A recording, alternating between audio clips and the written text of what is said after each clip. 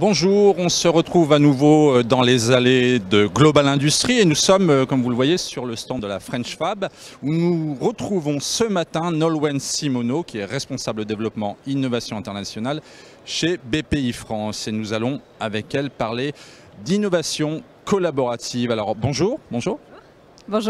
Alors expliquez-nous un petit peu ce concept d'innovation collaborative et puis le lien aussi avec la French Fab. J'ai cru comprendre que l'innovation collaborative, c'est en gros comment trouver les moyens de chercher des partenaires à la fois en France et à l'étranger. C'est bien ça ? Exactement. Alors l'idée de mon côté, moi j'appartiens à la direction de l'innovation, mais on est évidemment très lié à la French Fab et puis on a lancé il y a un an vraiment en plus un mouvement Tech in Fab. L'idée par l'innovation collaborative, et alors moi avec un prisme effectivement international, c'est de proposer aux entreprises d'aller trouver un partenaire à l'international pour coopérer sur un projet de R&D. Alors pourquoi ça s'adresse à la French Fab? Tout simplement parce que qui dit industrie dit renouvellement constant, dit chercher la pointe dans les technologies que l'on utilise dans l'industrie et donc pour cela, généralement, on a besoin de partenaires et c'est quand même très intéressant, au-delà du volet international pour commencer, d'aller trouver un partenaire qui est spécifiquement en charge et particulièrement fort sur une thématique que l'on n'a pas forcément en interne parce que nous, on va être bon en aérospatial et lui en intelligence artificielle très précisément. Et donc, c'est aller chercher finalement cette capacité, cette compétence chez un autre partenaire et travailler ensemble à la réalisation d'un projet. Alors créer un partenariat, c'est aussi créer des idées, parce que là vous citez deux exemples de segments totalement non pas opposés, mais qui ne sont pas du même, qui ne font pas les mêmes machines, qui ne sont pas du tout dans le même secteur économique. Donc l'idée c'est de faire des passerelles, aussi de créer des émulations, c'est ça ? Tout à fait. L'idée, c'est de promouvoir ce type de partenariat. L'idée peut venir de deux partenaires qui ont eu l'habitude de travailler ensemble pendant des années et qui se disent « Tiens, est-ce qu'on passerait à un autre projet, à la vitesse supérieure ?» Et puis, nous, l'idée, c'est qu'on puisse les accompagner, non seulement dans l'accompagnement, le montage de consortium, le montage de projets, puis le financement. On en dira peut-être un petit mot tout à l'heure. Mais l'idée, effectivement, c'est que ça puisse venir de quelqu'un qui, au contraire, a une expression de besoin qu'il peut faire passer justement par BPI France, par nos partenaires, par le réseau EEN qui est Enterprise Europe Network et qui dit voilà, moi aujourd'hui je suis un industriel, j'ai besoin de croître, je sais que le défi dans ma catégorie c'est celui-ci, j'aimerais trouver la personne qui convient et à ce moment-là on va chercher, on va trouver le bon profil finalement, le bon partenaire et ensemble ils vont inventer cette nouvelle idée et effectivement peut-être créer des passerelles complètement nouvelles entre deux secteurs auxquels on n'avait pas pu penser jusqu'à présent. Quels sont les freins justement à ce dialogue constructif? C'est souvent la langue, la méconnaissance peut-être des règles normatives dans le pays. Qu'est-ce qui bloque généralement, qui fait que vous intervenez finalement? Alors l'idée c'est effectivement qu'on peut avoir quelques complexité, difficulté à comprendre comment ça fonctionne. La première chose, c'est qu'on parle, alors moi dans mon cadre, et puis du coup on va en parler de ce volet international, en plus c'est aller chercher une compétence non pas seulement au niveau national, mais bien aller chercher quelqu'un dans un autre pays, donc peut-être quelqu'un qui est particulièrement clé dans un autre écosystème finalement. Et quand on parle d'innovation, d'international et de collaboration, ce sont des facteurs de risque relativement importants.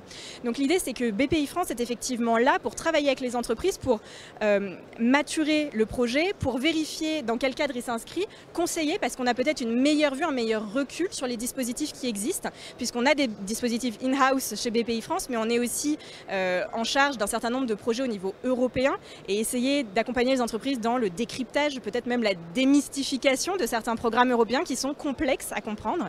Et donc l'idée, effectivement, comme vous le disiez, il y a des risques et il y a des barrières parce qu'on peut se dire « Oula, c'est trop compliqué, comment est-ce que je fais pour aller joindre quelqu'un en Pologne ou en Lituanie ?» parce qu'on sait que ce sont des écosystèmes qui sont particulièrement bons dans l'un ou l'autre des sujets qui m'intéressent.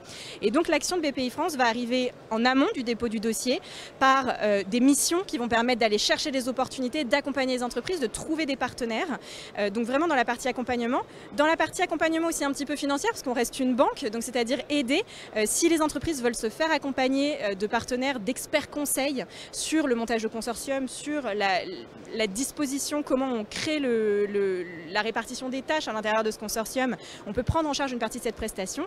Et puis évidemment après sur le volet financier, parce que là encore on reste une banque, on a des accords avec les homologues de BPI France qui sont dans les autres pays et qui permettent de dire vous trouvez un projet, vous trouvez votre partenaire, et bien nous on vous offre un cadre de cofinancement puisque BPI France va pouvoir aider le partenaire français, mais l'homologue de BPI France dans l'autre pays va pouvoir en plus aider le partenaire de notre entreprise française.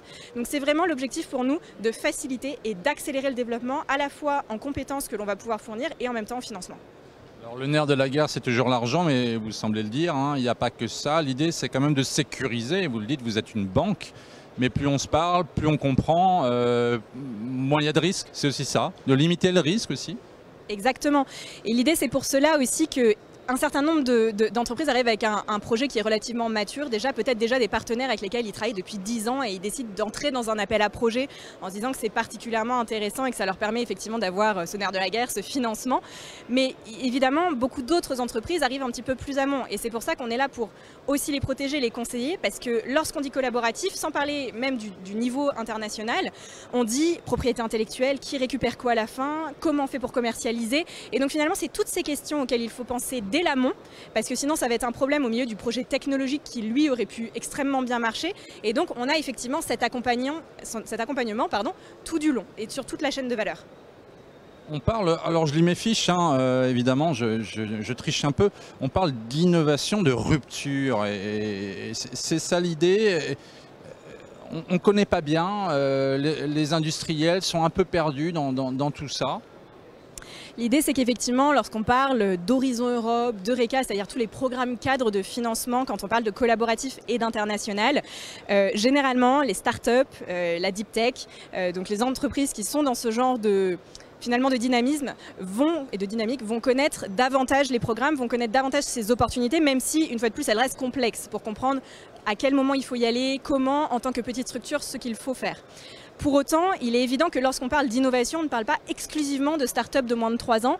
On peut parler de groupes traditionnels, de groupes familiaux qui eux-mêmes vont innover en interne. Et c'est toute l'idée aussi de venir aujourd'hui sur Global Industries, sur la scène de la French Fab, c'est de dire non, l'innovation, c'est pas exclusivement les start-up, il faut venir nous en parler, il faut venir pour qu'on puisse vous conseiller parce que justement, en réalité, un certain nombre de programmes ne sont pas dédiés aux petites entreprises, mais bien aux entreprises de plus belle taille qui vont vouloir participer avec des offreurs de solutions et intégrer des solutions ou même travailler à la collaboration, au co-développement ensemble. Donc évidemment, on n'est pas exclusivement sur de la technologie de rupture, on peut être sur de l'industrie 4.0 où on va améliorer et qui mieux que les belles et grosses industries françaises connaissent déjà l'industrie, connaissent la robotique, connaissent etc. Et là on va ajouter, faire une V2, une V3, une V4, mais on n'est pas exclusivement sur des entreprises deep tech. Ce que vous dites, c'est que même ces grosses entreprises, parce que c'est vrai qu'on pense souvent aux PME en disant elles sont un peu perdues dans cet enchevêtrement. C'est compliqué pour une PME, il n'y a pas les compétences, ni forcément les hommes. Vous dites même les grosses structures parfois sont un petit peu perdues sur la scène internationale, c'est ça ? Alors l'idée, c'est effectivement deux choses. D'un point de vue R&D, on peut avoir l'impression que les entreprises de plus grande taille ne savent pas forcément aller chercher les financements où ils existent et sont un petit peu, on parle beaucoup de start-up, on parle beaucoup de centres de recherche et nous, qu'est-ce qu'on fait au milieu? L'idée, c'est justement de déconstruire cette idée reçue, de venir nous en parler pour qu'on puisse dire non, pas du tout en fait. En réalité, c'est justement pour ça que sont créés ces dispositifs qui ont comme cible principale les PME et les ETI. Donc vraiment, finalement, cette cible d'entreprises industrielles. Et l'idée, c'est de les accompagner là-dessus.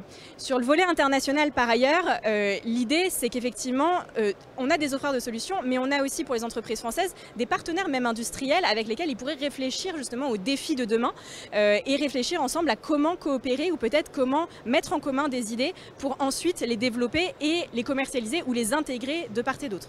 Donc il y a un petit peu des deux, mais l'idée, c'est effectivement que les industriels ont tout à fait leur place ici. Alors quels sont les grands segments visés dans cette innovation de rupture? Où est-ce que ça peut le mieux matcher, pour parler comme les jeunes? Alors ça va dépendre évidemment de l'industrie, puisque quand on dit industrie, on peut parler d'aérospatiale, on peut parler de métallurgie, mais on peut parler aussi d'industrie pharmaceutique. Donc on est vraiment sur des choses très différentes. Évidemment, ce qui vient tout de suite à l'esprit, c'est tout ce qui va être en relation avec peut-être l'intelligence artificielle, le edge computing, la cybersécurité aujourd'hui, mais pas exclusivement en réalité, et toute implémentation est bonne à prendre. Et si vous voulez, moi j'ai vu passer du coup des dossiers qui vont être dans le textile intelligent, qui vont être sur trouver un nouveau matériau, parce que celui qui était utilisé par une entreprise depuis plus de 200 ans, eh bien ça devient une espèce protégée, et donc il va falloir réfléchir pour les mêmes qualités acoustiques, sonores, en l'occurrence on était dans les instruments de musique, mais mais avec des choses que l'on peut accepter aujourd'hui et sur lesquelles on peut travailler. Donc c'est vraiment extrêmement divers et c'est tout l'intérêt aussi d'aller chercher à l'international, puisque l'idée c'est qu'on va aller trouver peut-être des choses que l'on fait encore peu en France. Et typiquement, je vous parlais d'industrie pharmaceutique et puis généralement de santé. On a des pôles extrêmement compétents en France, on a Grenoble, Lyon, Montpellier, mais on a aussi des acteurs qui paraissent un petit peu en avance par rapport à d'autres. Typiquement la Suède et tout ce qui est Nordics paraissent très en avance sur des questions plus du coup santé. Donc pourquoi ne pas aller chercher des partenaires là-bas? Et c'est vrai sur l'international que l'intérêt du coup est double. Celui que je viens de décrire, c'est-à-dire sur le volet R&D en tant que tel, l'entreprise va trouver la personne qu'il lui faut, la compétence qu'il lui faut pour accélérer son propre développement.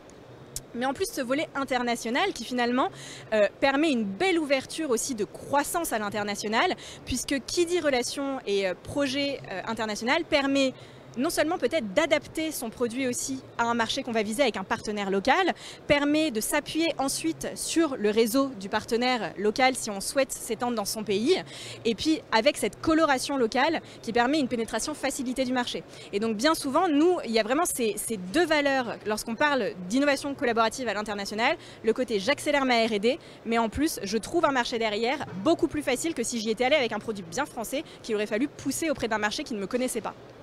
Dernière question rapide. L'idée, c'est de faire, on parle de réindustrialisation de la France. L'idée, c'est que ce partenariat, il permet de faire revenir les entreprises ici ou partir ailleurs? Je pense les deux, parce que l'idée c'est que pour nos entreprises, lorsqu'on passe à l'échelle, c'est aussi parler d'international. L'idée pour nous, c'est évidemment que la création de valeur se passe également en France. Et de toute façon, dans ces projets-là, l'objectif c'est qu'il y ait bien une création de valeur des deux côtés. On n'est pas sur de la sous-traitance, on travaille ensemble justement parce qu'on a des compétences différentes et complémentaires. Donc évidemment, on est en plein dans l'axe nouvelle industrie et réindustrialisation de la France, mais également, parce qu'on travaille beaucoup avec nos pays européens, sur les European Champions par rapport justement peut-être à des acteurs, des GAFA, des acteurs du continent asiatique. Et donc on va travailler à la fois avec cette création de valeur française, mais également en donnant l'opportunité aux entreprises françaises d'aller se faire voir à l'international, parce que c'est comme ça aussi qu'on arrive à croître. D'accord, très bien. Merci Nolwenn Simoneau. Je rappelle, vous êtes responsable développement innovation internationale chez BPI France. Et puis si vous voulez plus d'informations, vous venez sur le stand de la French Fab. Voilà, merci beaucoup. Merci, merci, merci.